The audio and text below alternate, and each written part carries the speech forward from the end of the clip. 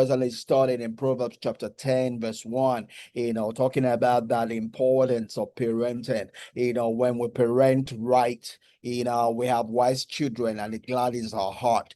When we parent wrongly, we have foolish children and it saddens our heart.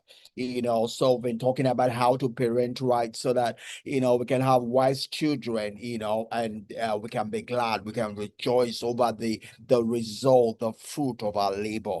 But yesterday we're talking about the importance of giving attention to our children, even as a waiter in the restaurant gives attention to the guest. We need to give attention to our children. We need to pay attention both to their verbal communications and the non-verbal communications, and so that we can know how to tune, our parenting, our right to be able to be a blessing to them, because that's what parenting is about. It's service. It's service to our children. Parenting is not about us. Parenting is about our children. Even as the waiter in the restaurant, all our service is not about her. Yes, she gets a tip at the end of the day, but if all she's focused on is on the tip, she will miss it.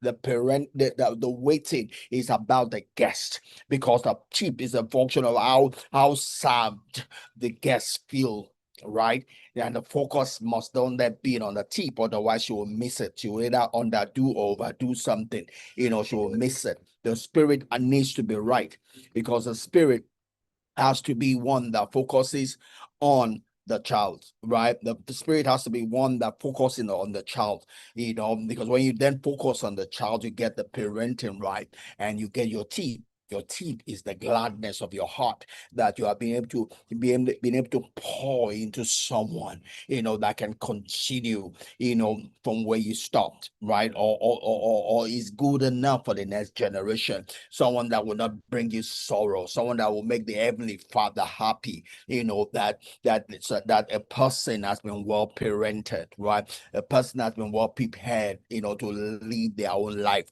to continue the process of civilization, right? So we talked about attending.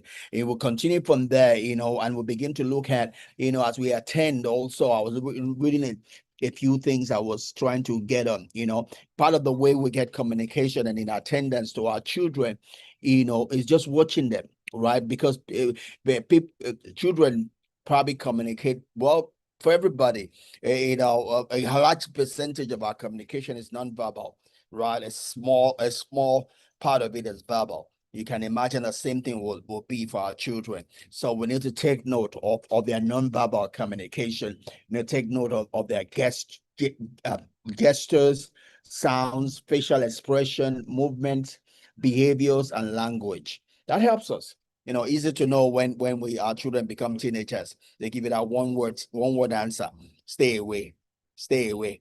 I want to take care of my own thing now. You've been too much of an influence in my life. Now is my time. I'm trying to find my identity. I'm now independent and now can do things on my own.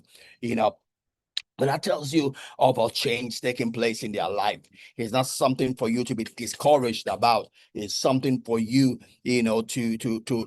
to understand the transition taking place in their life and adjust your parenting. All right. You know that as they go into their teenage years, they're trying to exhibit or rule or write in their dependency. So you know that your parenting is coming or has come to an end. It's now time to coach.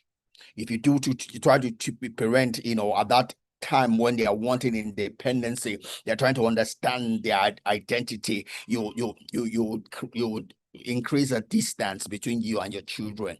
It's time to coach. It's time to help them, in that place of independency to do it well.